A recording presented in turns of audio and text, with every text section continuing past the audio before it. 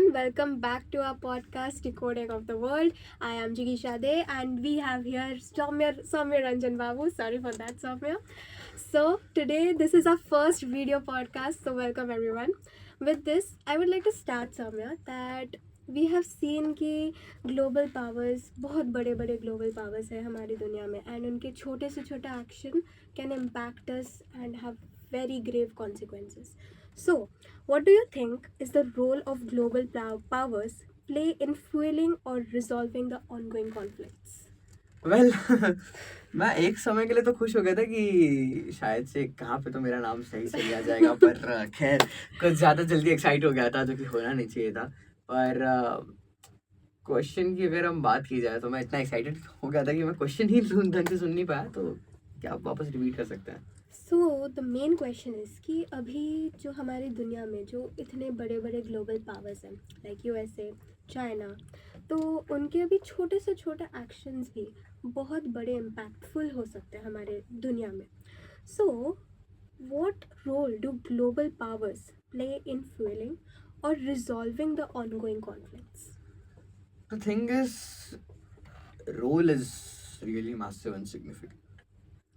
When it comes to what exactly do they do, is that first of all we need to understand वो लोग कौन से position पे हैं, वो लोग कौन से एक्सटेंट पे हैं जिसकी वजह से they have that kind of superiority कि वो लोग किसी चीज़ को रिजॉल्व कर सके या फ्यूल कर सके. That is the dominance over the world, जो कि वेरियस अदर वे से उन्होंने लिया है, जो हमारे स्पॉटिफाई वाले पॉडकास्ट पे ज़रूर मेंशन है. पर now that we are here in the video form, यहाँ पे कुछ अलग हट के बात करेंगे. तो रही बात कि पॉजिटिव नेगेटिव दोनों साइड से है. अगर हम बात करें जैसे कि अमेरिका ने दिखाया था कि अमेरिका ने जब इंडिया एंड पाकिस्तान के वॉर को रिजॉल्व किया था, जो कि वो लोग कहते हैं जिसपे सीज फायर किया था, एंड फ्यूल भी वो लोग कहते हैं, it depends on what the super powers have interest in. उनको क्या चाहिए, उनको क्या रिजल्ट मिलना चाहिए.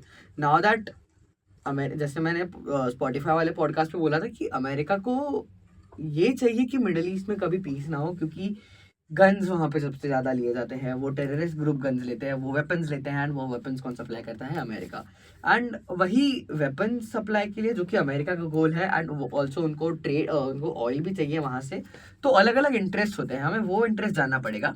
एंड वही इंटरेस्ट के बदौलत वो लोग का डिसीजन होता है कि क्या हमें ये वॉर चाहिए, क्या ये वॉर हमारे लिए अच्छा होगा कि या ये वॉर हमारे लिए ख़राब होगा, जिसके बदौलत वो उन पे निर्भर है कि ये वॉर को हमें फ्यूल करना चाहिए या नहीं.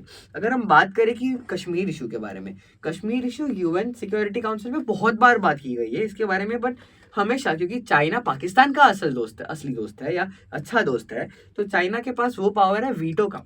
वीटो मतलब ये टॉपिक अब यहाँ पे बात हो ही नहीं सकता यूनाइटेड नेशन के सिक्योरिटी काउंसिल पे. तो veto power China pull off करती है. एंड वही जो कि उनका इंटरेस्ट, जो मैं इंटरेस्ट के बारे में बात कर रहा हूँ, वो उनका इंटरेस्ट है कि हम इस पर बात नहीं करेंगे डिप्लोमेटिकली या एक इंटरनेशनल स्टेज पर. एंड क्योंकि चाइना को भी बेनिफिट मिल रहा है, क्योंकि वो लोग CPEC, जिसको हम इकोनॉमिक कॉरिडोर कहते हैं, चाइना पाकिस्तान इकोनॉमिक कॉरिडोर, जो कि POK से होके जाता है. एंड उसी लिए कि उनको वो नहीं चाहिए कि इस पे बाकी सब देश इंडिया का साथ दे, तो इस पे वो लोग फ्यूल करते हैं कभी कभार रिजॉल्व करते हैं, या कभी कभार खुद साइलेंट रहना प्रेफर करते हैं. Okay, well said, Soumya. With that, अभी जैसे बच्चे तो during peace it's like they playful enough, but जो वॉर जोन्स में रहते हैं उनको प्रॉपर खाना नहीं मिलता, उनको प्रॉपर क्लोथिंग नहीं मिलता, शेल्टर नहीं मिलता. तो keeping that in mind, what do you think, how does growing up in a war zone impacts a child's identity, education and their future? Well खैर, जैसे कि आपने बोला कि उनको प्रॉपर खाना नहीं मिलता, उनको प्रॉपर बाकी सब चीज़ें नहीं मिलती, but the main thing is उनको वो अश्योरिटी नहीं है कि वो जिएंगे या नहीं. पर बचपन में तो उतना कुछ पता होता नहीं है कि क्या है क्या नहीं, कि ये सब चल क्या रहा है. हम शायद से बच्चे हंसते थे कभी कभार कि बॉम्ब नहीं, ये फटाका है. ऐसे सिनेरियोस, उसके वीडियोस भी आए हैं, बहुत बार सर्कुलेट हुए हैं. तो बच्चों को तो अपने आप नहीं पता कि ये चल क्या रहा है, but since the adults know, the grown ones know कि सब क्या चल रहा है, they need to guide them throughout this. And रही बात एजुकेशन एंड एवरीथिंग, वो सब तो बाद में आता है, बट फर्स्ट ऑफ ऑल जिंदगी ही श्योर नहीं है तो बाकी सब चीज़ कैसे आएगा. बट उसके बाद जो बच्चे थोड़े से बड़े हो गए हो, जिनको सब कुछ थोड़ा कुछ समझ आ रहा हो, 5-7 साल के बच्चों को जो फिर भी इनोसेंट है, उनकी एजुकेशन जब चल रही हो, अर्ली स्टेजेस ऑफ एजुकेशन में हो, जब उन्हें ऐसा शौक लगता है, तो मेरा मानना है कि ये सिर्फ एक ऐसा शौक मतलब ये सिर्फ एक नॉर्मल शौक नहीं है कि ये सब चल क्या रहा है, कंफ्यूजन नहीं पैदा करता, बट ये आगे जाके उनकी पूरी लाइफ को डिफाइन कर रहा है कि क्या चल रहा है. हम इजराइल गाजा कॉन्फ्लिक्ट में देख रहे हैं कि कितने सारे बच्चे, मासूम बच्चों की जाने जा रही है, कितने सारे मासूम बच्चे किस तरह से जी रहे हैं, आपको आइडिया भी, उसको अंदाजा भी नहीं है. वो किस हिसाब से खाना खा रहे हैं, कैसे सांस ले रहे हैं, वो लोग कैसे जी रहे हैं, आपके पास कोई आइडिया नहीं है. ना कि वो आइडिया हमारे पास है, पर वो एक ऐसी फीलिंग है जो वहाँ के बच्चे ही बता पाएंगे. पर कहीं ना कहीं ये उन बच्चों के मेंटल स्टेट को किस हिसाब से अफेक्ट करेगा. एंड मैं एक आपको एग्जांपल देता हूँ. अगर आप लोग फुटबॉल देखते हैं तो शायद से आप लूका मॉड्रिच को जानते होंगे. एक दिग्गज खिलाड़ी, एक बहुत बड़े खिलाड़ी, बैलन डॉर विनर भी, क्रोएशिया को सेमीफाइनल, क्रोएशिया को फाइनल्स तक लेके गए थे 2018 में. हालांकि फ्रांस से हार गए, पर जब वो बचपन में थे, जब उनका बचपना था, तब क्रोएशिया में सिविल वॉर चल रहा था. जब वो रीजन था वहाँ पे सिविल वॉर चल रहा था, क्रोएशियन इंडिपेंडेंस वॉर चल रहा था कि क्रोएशिया को आज़ादी चाहिए थी, और वहाँ पे वो एक वॉर रेफ्यूजी थे.